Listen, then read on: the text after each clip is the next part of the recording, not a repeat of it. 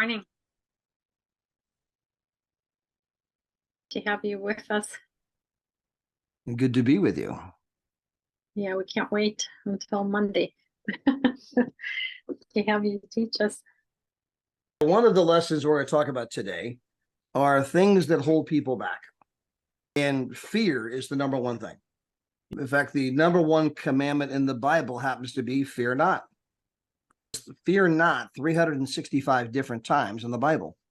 And yet, when we go out and show our business or talk about our business to most people, it's not that people don't want to travel for less. It's not that people don't want to travel for free. It's not that people don't want to earn a residual income that comes in every single Friday, whether they work or not. I have never met a single person in my entire life that if they got a big, huge check on Friday, whether they work or not, that they would think that this is really awful. I'm going to send the check back. I refuse to cash it. That's how opposed to easy money I am. I mean, no, nobody would do that.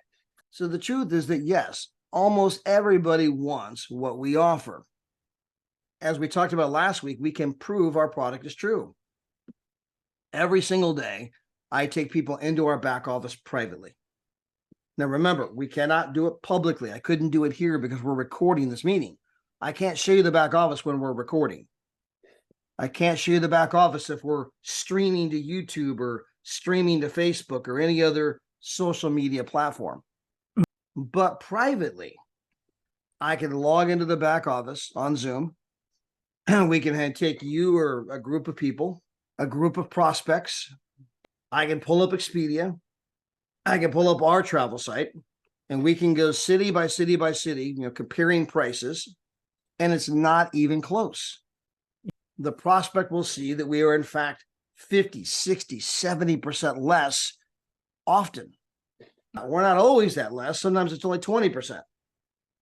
But as I do my examples of the major cities, the major tourist destinations, I go to Las Vegas, I go to Miami Beach, I go to New York, Chicago, Boston, I go to Paris and Barcelona and Venice, I go to London and Tokyo. In these places, we're always 40, 50, 60, 70% less. And the prospect can see it with their own eyes. So tip number one, you guys should be doing that every day privately with your own prospects. And then if you tell 3 other people how they can save that kind of money, you get the membership at no ongoing cost to you, which means you're getting the travel points for free. You take those travel points and you can turn those into unbelievable vacations all over the world. Now, many of you have seen this video before, but just to give you a visual of what I'm talking about, because we have a lot of new people, on the screen, this is one of the free vacations my wife and I took. So we told 3 people how to save huge money on travel. Now we get our travel points for free. We took our free points and we came here for 7 nights, 8 days for $0.00. And this is just one of 3 vacations that we got to take that year. So we got a second account. My wife had told 3 people. I told 3 people. Now we go on 5 to 6 vacations per year for virtually nothing. So you're telling me prospects don't want to save 50, 60, 70%? You're telling me that prospects don't want to go where I just was for 7 nights, 8 days for nothing? And as you tell people, and your people tell people, the team begins to grow. The income begins to grow. And then you have a residual income check coming in every single week. Now, for those of you that don't know, this is Pastor Guy and Pastor Deborah Taylor on the screen. Now, Pastor Deborah worked for 2 different White House administrations. She worked for the Bush White House and the Obama White House. Her husband had a lot of health challenges. He needed a kidney transplant. So Deborah went back to Memphis, Tennessee to help her husband because he was in ICU. He was having, again, lots of health challenges. Now, because Deborah wasn't working, she wasn't making any money. The medical bills were piling up. The regular bills were piling up. Now they're beginning to have financial issues. And so Deborah and her husband decided to get involved with our company because they love to travel. Now, she didn't know if it was going to work. All of you, when you joined, you didn't know if it was going to work. But we walk by faith, not by sight. And we're going to come back to the faith in a moment because faith is part of the miracle process. So Deborah and Guy begin to build their business. Deborah told 3, her husband Guy told 3. Now they have 5 to 6 vacations per year for virtually nothing. They're living in resorts, visiting home. People see them traveling all the time. And they began to ask questions. Hey, what are you guys doing? You're always on vacation. They said, well, we joined this travel thing. Other people began to sign up. They got the same results. The team began to grow. And Deborah got to about $3,000 per month, and her husband got to about $2,000 per month. So then, unfortunately, Pastor Guy's health issues came back. And Pastor Guy ended up passing away. Now, although Pastor Guy was gone, his check of $2,000 per month remained. That check does not go away. This business is willable, inheritable, sellable. So how many people do you know would like to have $2,000 per month come in, whether you work or not, or whether you're alive or not? Again, I've never met anybody who didn't like the idea of residual income. Now, all of those people down below Pastor Guy, all of those customers, they all had a big time incentive to go till 3 because they wanted to get their membership at no ongoing cost to them. They wanted to be earning more than they were spending. So they start telling 3, their 3 start telling 3. Pastor Guy's business continues to grow. So Pastor Guy, within 21 months of him passing away, watched his income, or well, I shouldn't say watch because he was up in heaven watching, right? But Pastor Guy's business income went from $2,000 per month, right, to $10,000 per month in the 21 months since he had passed away.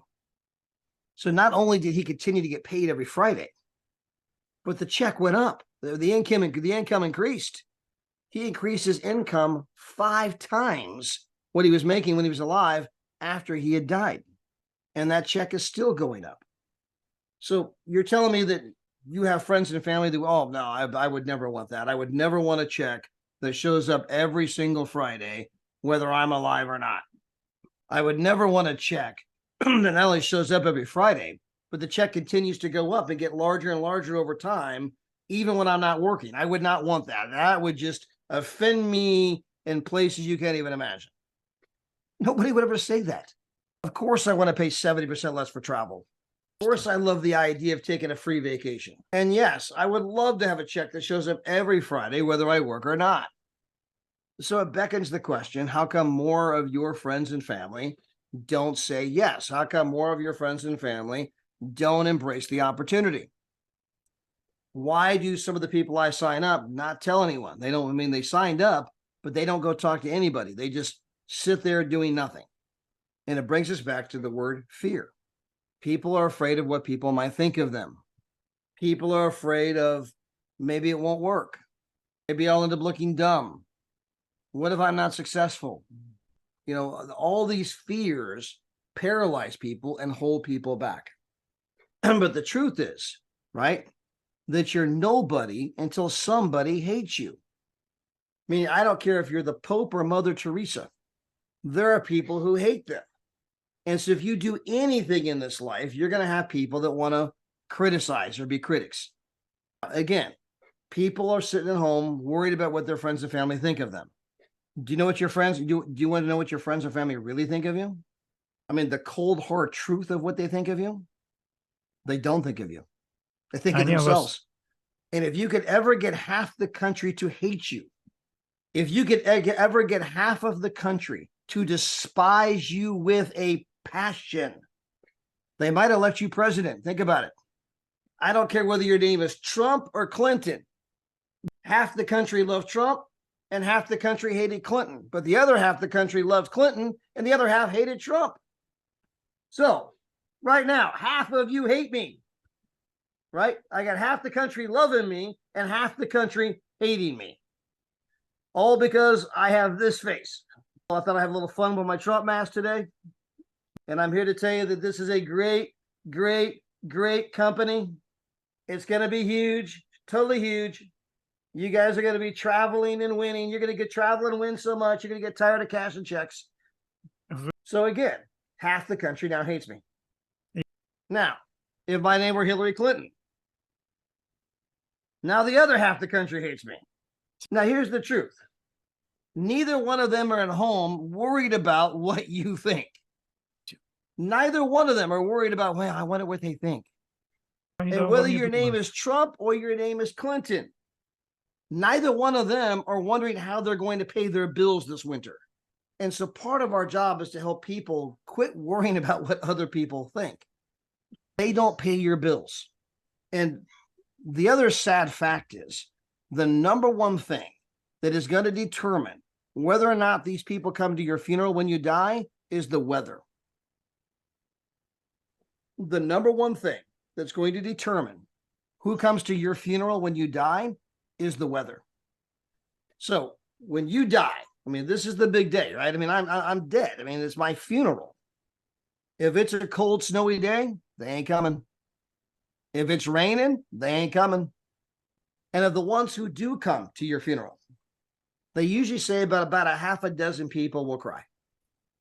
Now, I'm not saying the others weren't sad, but only about a half a dozen were so moved by your death that they cried. And these are the people's opinions that you're worried about. Wait a minute. Hold on. I should care what you think when you won't even come to my funeral because it rained? I should care what you think when you won't even come to my funeral and cry? These people are not going to pay your bills.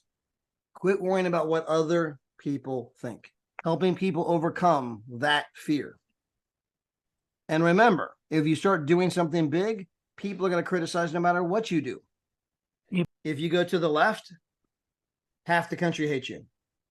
But if you do exactly the opposite, you go to the right, the other half of the country hates you. And sometimes it doesn't matter what you do, both sides hate you. Even Jesus referred to this in the Bible. He said, we played wedding songs and you did not dance. So we played funeral songs and you did not mourn. For John the Baptist came neither eating nor drinking, and you called him a madman. And the Son of Man came drinking and eating, and you called him a drunkard and a glutton. Those are Jesus's words. He's pointing out it didn't matter whether we played wedding songs or funeral songs. Whether we didn't eat or drink or we did, you still criticized. Remember, they've never built a statue for a critic. There's not one place on the entire planet. Here they are, the greatest critic that ever lived. They've never built a statue for a single critic. They build statues for people who take bold action, that stand for something. Even in the book of Revelations, you were neither warm nor cold, so I spit you out. Даже в книге Откровения сказано, что так как ты не холоден и не горячий, я тебя изблюю из уст моих. You are not going to get wealthy being lukewarm. You're not going to get rich, right? Just kind of, being in the middle, trying to make everybody happy. Instead, you have to take a stand. Yes. Stand for something, represent something, So, and do it boldly. And yes, you're going to get critics. If you do anything boldly, you're going to get critics. Mother Teresa has haters. Mother Teresa has critics. But that paralyzes some people. They'd rather just not be noticed and just kind of get along and mix in with the crowd where nobody sees them. Like sheep being led to the slaughter. Again, that is not going to make your dreams or your family's dreams come true. That approach is not going to build a financial wall around your family that nothing can penetrate. So how do you overcome fear? We do it with faith. We do it by taking action. You will find the more you take action, the more your fear goes away. And yes, it takes some faith to take action. It takes some faith to sign up into a business that, man, I don't know if it's going to work or not. But faith is part of the miracle process. Jesus said, I couldn't do very many miracles because of their lack of faith. Jesus told the lady, your faith has healed you. He didn't heal her. Her faith has healed her. Faith is part of the miracle process. Now, we all have fear, but we also all have faith. And the question is, some of us have more fear than faith. And some of us have a little more faith than fear. And Jesus says, if you have as much faith as even a mustard seed, you can move mountains. So it's okay to have some fear. We all have it. I do too. But don't let the fear dominate. The fear is the devil. The devil trying to take what is rightfully yours. Because the devil came to do three things. Kill, steal, and destroy. The Bible refers to the devil as the father of lies. He's the great accuser. It's the devil that's trying to make you think you're not good enough. You're not worthy. It's too hard. It's the devil that brings out the critics that tries to keep you paralyzed to make sure that you do nothing. And we have to guard our minds and our hearts. It's kind of interesting that people put alarms on their cars. They worry about people stealing their wallet. People go to unimaginable lengths to make sure that people don't steal my wallet, that people can't break into my car. So you're worried about the thief in the alley after your wallet, while you ignore the thief in your mind after your promise. If the thief stole my wallet, how much money did he get? 80 bucks? 60, $80. Who cares? But what if the thief would have talked me and Gina out of doing the Chivorian business? That would have cost us millions. So don't worry about the thief in the alley after your wallet. Worry about the thief that's in your mind after your promise. And that happens by embracing faith and taking action. Now, one of the things that propels people into taking action is having reasons. We teach that the why is more important than the how. If you have the why, you'll figure out the how. Reasons come before answers. So I want you to picture that there's two very tall buildings, two very tall condominium buildings where people live. And they're fairly close to each other. But you're up 20 stories. Somebody takes this huge, strong piece of wood, like a plank, and puts it between the window of this condominium building and the window of this condominium building. So it creates a plank between the two buildings. And somebody says, hey, I'll give you $20 if you'll walk across that plank from one building to the other building. And remember, you're 20 floors up. How many of you would do it? You're like, are you crazy? I'm not doing that. Now, let's change the scenario. Same two buildings, same plank between the two buildings. But now you find out that your newborn baby is in the building across the way and it's on fire. How many mothers, how many fathers now, without even thinking, would cross from one building to the other to save their child in that burning building? Again, reasons come before answers. If you have the why, you'll figure out the how. And the same is true in this business. Why are you doing the business? Because you want to travel? That's a good reason. You know, I want to travel for less. I want to travel for free. You want to make money. Another good reason. But I want you to dig deeper to find the real, true emotional why you want to make this business work. And you have to ask yourself over and over again, why? And I can give you an example of this. Let's pretend for one moment that I asked Nina why she's doing the business. And Nina says, man, I want to get a brand new car. I say, what kind of car? And she says, well, I want to get a brand new Mercedes. I say, what kind of Mercedes? So we're kind of doing this where she's telling me what kind of Mercedes, what color, right? We're going to get very specific about what she wants. Well, then I'm going to ask her why she wants this new Mercedes. And she might say, well, it's a really nice car, which is true. But Nina, why do you want the car? And she comes back, well, I told you, because it's a really nice car. I've always wanted a nice car. Why do you want a nice car? She said, well, everybody wants a nice car.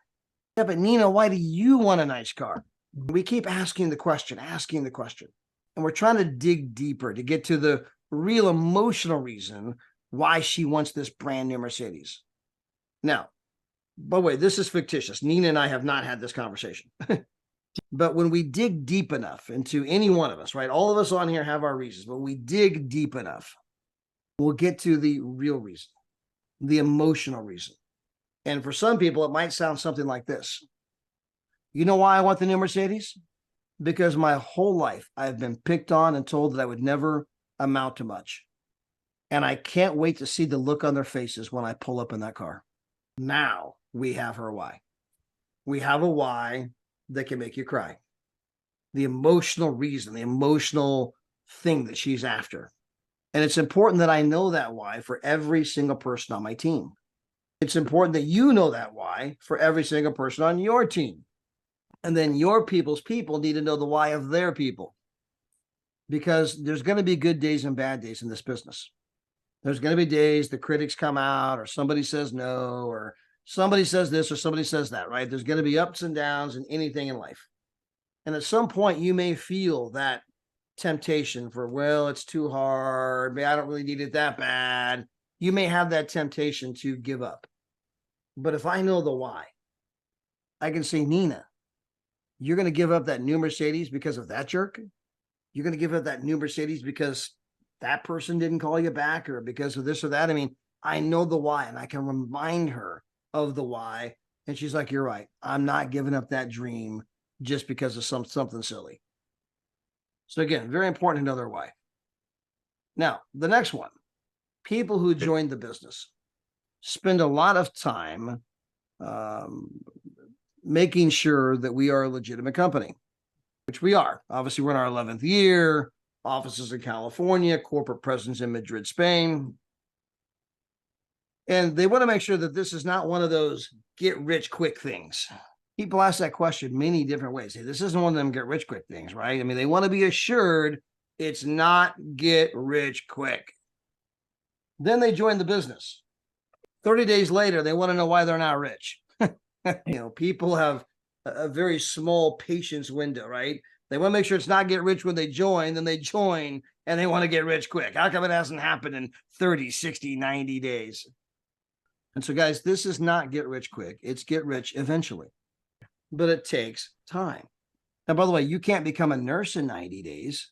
How many of you would go to a medical doctor or a surgeon who says, yeah, I took 90 days of schooling. I think I'm good to go. You would never let the guy that went to medical school for 90 days operate on you. How many of you would get on an airplane where the pilot says, well, yeah, I took about 90 days worth of classes. I think I got it figured out. You're like, I'll catch the next flight. So it takes time. So this is not get rich quick. It's get rich eventually. Now, some people say that I don't have time to do the business. And you don't need more time. You need less distractions. Our business is not a matter of time management. It's about priority management, because it doesn't take a lot of time to build our business.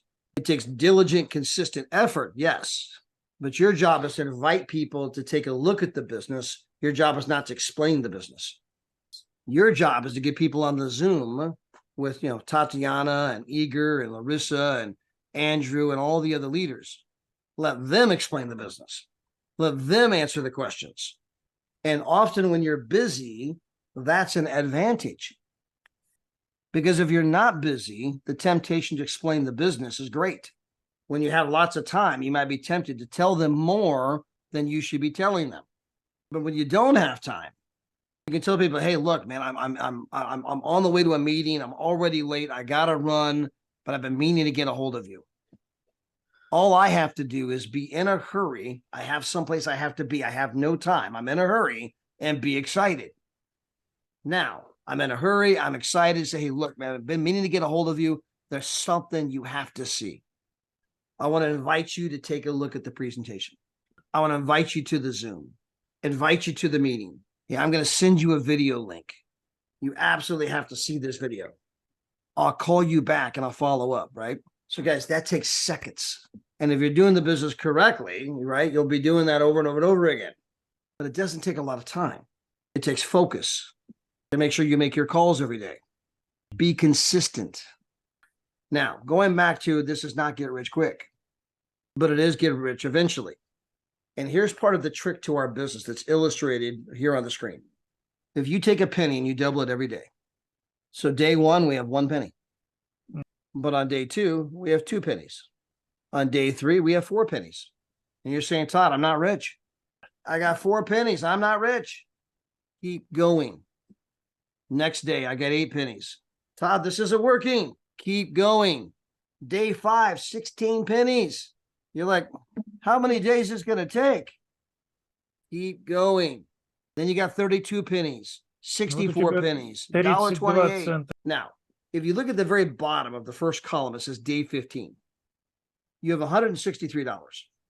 Now, if you look at the bottom of the second column, day 30, you have $5,368,709.12. And the reason this slide is so powerful And so many people join our business and they quit at day 15. They say it's not working. There's no money or very little money. They didn't realize they were halfway to 5 million. You were halfway. Because when you have $163, it doesn't feel like you're halfway to 5 million. But that's the power of the compound effect. That's the power that you told a few, they told a few, and as the group got bigger and bigger, it began to accelerate faster and faster. Well, in our business, right, it's not going to happen in 30 days, like the penny being doubled every day, right? That's just an illustration, right? But in our business, right, it does take time. So on the screen, that is John and Nadia. It took them 7 years. They're in a different company, not our company. It took them 7 years of working the business before they were able to go full-time. It took them 16 years before they made $1 million a year. So this is not get rich quick. It's get rich eventually. But get rich eventually is better than get rich never. And that's what most people are doing. They're at a job where they're guaranteed to never get rich. Most people work at a job where your boss promises you, I absolutely promise you, I absolutely guarantee you, your dreams will never come true working here. But I'll pay you every Friday. Многие люди работают на таких работах, где босс им просто говорит практически открытым текстом: я тебе гарантирую совершенно точно, что твои мечты никогда не исполнятся, но зато я буду тебе платить каждую пятницу. Now, guys, remember, you're going to work hard no matter what you do. I don't care if you were the head French fry guy at McDonald's. Have you seen the guy that runs the French fry machine at McDonald's? I mean, at lunchtime, the line is around the building. Everybody's trying to eat, and they got a short amount of time to get it done. The pressure's on. People are hungry, cranky, and in a hurry. People, hey, where's my food? And you're the head French fry guy. You got all this hot grease. The grease is splattering all over the place. Have you ever been splattered with hot grease? It hurts. If you've ever cooked bacon and that grease, pops, right? Ouch. I got hot grease on me. So I'm in this hot kitchen with grease splattering. I got people yelling at me. Hey, we need those fries. Where's this at? That guy's working hard. He's got a job. And it's a job that says, I promise you, I absolutely guarantee you, your dreams will never come true here. You are guaranteed you'll never get rich here. У тебя твердые гарантии, что ты никогда не станешь здесь богатым. If you're going to work hard no matter what you do, why would you not do it in a place where eventually I could get rich? By the way, the next guy on the screen here, his name is Dexter Yeager. Dexter died about 4 years ago. He's the #1 income earner in our entire industry. He made over $500 million in commissions. It took him 5 years before he was able to go full-time. His sponsor quit at year 3. Why would his sponsor quit? Because it wasn't working. There's no money. Dexter, you've been doing this for 3 years and you can't even quit your job. He went on to make over $500 million because, like the penny that doubles every day, in the early days, it's not much money, but it's working. Keep going. Keep going. And then finally, if you guys do not know, our CEO and founder, Mr. David Hart, was in the company 3 years. His very first network marketing company, by the way. And he never signed up one person. He was in there 3 years and never signed up one person. He had zero, nada, nobody. And today he owns an international, massive network marketing company getting bigger every day because it takes time. So keep going, keep going, keep going. It's not get rich quick. It's get rich eventually. But get rich eventually is better than get rich never. And with that, thank you, Tatiana, for your incredible leadership. And thank you all for being here today. Have an amazing week. Remember, this is still the prime time of network marketing. People are looking, people are actively seeking ways to make money. And so with that, Ms. Tatiana, I'll turn it back over to you. Thank you, Todd. This was so rich. We are truly blessed by you sharing your wisdom with us. I personally appreciate you so much. I've learned a lot for myself as well. Thank you.